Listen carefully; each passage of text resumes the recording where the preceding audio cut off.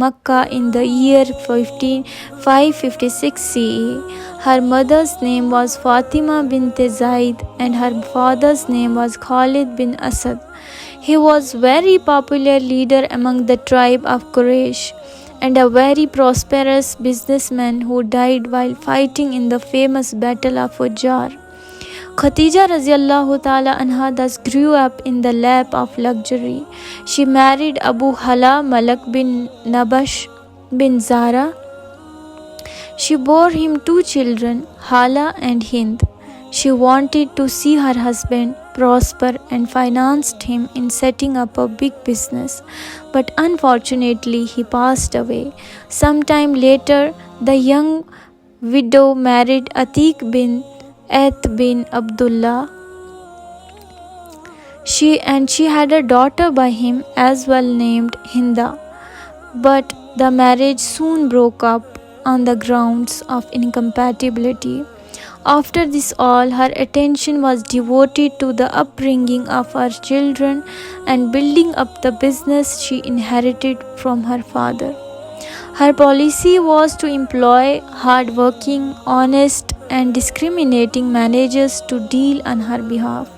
There was no network of travel and communication as there is today, and a lot depended on the integrity of the employees who traveled far and wide on her behalf. She exported her goods to far away markets like Syria, and her managers bought goods from those markets to be sold at home.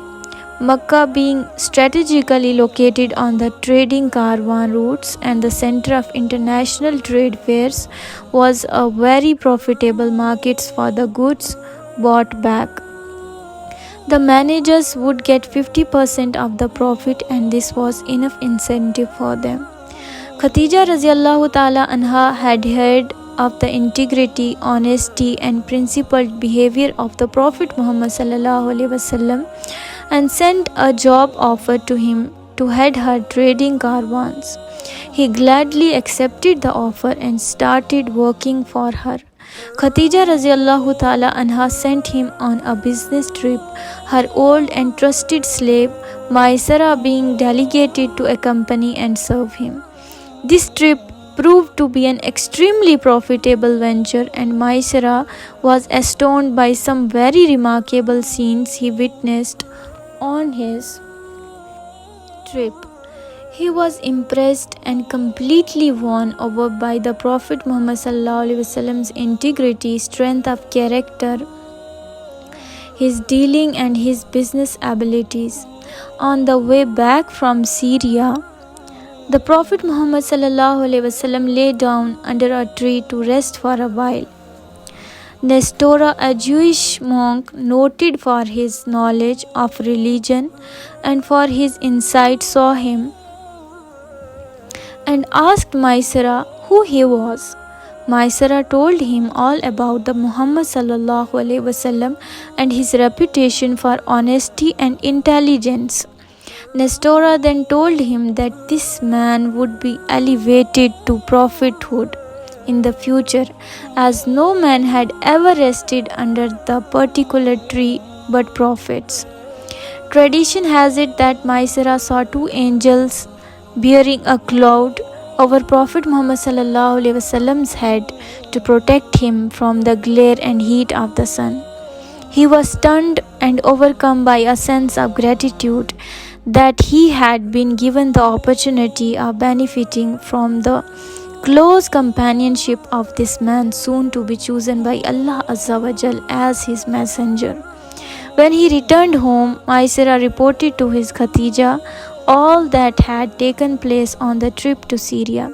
She was deeply moved and impressed and started thinking of proposing marriage to Muhammad sallallahu alaihi wasallam. But how could she express her thoughts to him?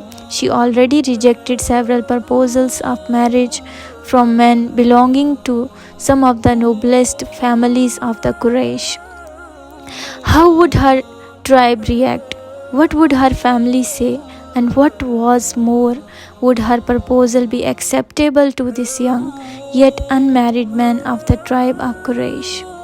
As she pondered over the questions and debated with herself, one night she dreamed that the shining sun had descended from the heavens into her courtyard, radiating her home. When she woke up, she went for the interpretation of this wonderful dream to her cousin. She went for the interpretation of this wonderful dream to her cousin, Waraka bin Nofal, a blind man noted for his skill in interpreting dreams and for depth of his knowledge, particularly of the Torah and Injil. When he heard her dream, he gave a smile and told her not to worry, as this was a promising dream.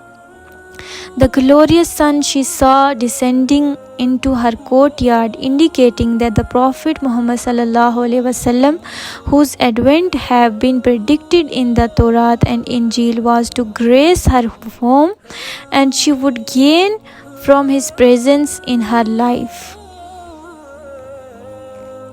After this meeting with Waraka, she became stronger in her desire to marry Muhammad ﷺ, but she was still not sure how to go about it.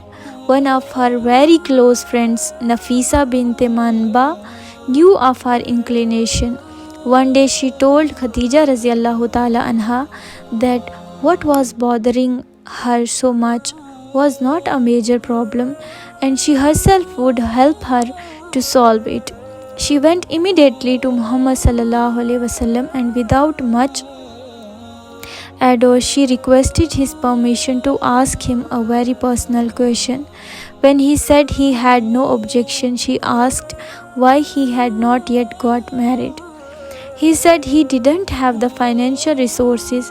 Then she asked him if he would be willing to marry a beautiful lady from a noble and wealthy family. She was inclined toward marriage with him. He asked whom she was referring to.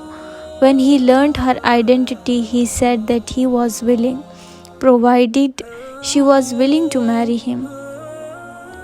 Of course, Khadija radiallahu ta'ala anha was overjoyed. The Prophet Muhammad sallallahu alaihi wasallam was then 25 years of age, and Khadija radiallahu ta'ala anha was 40 years old.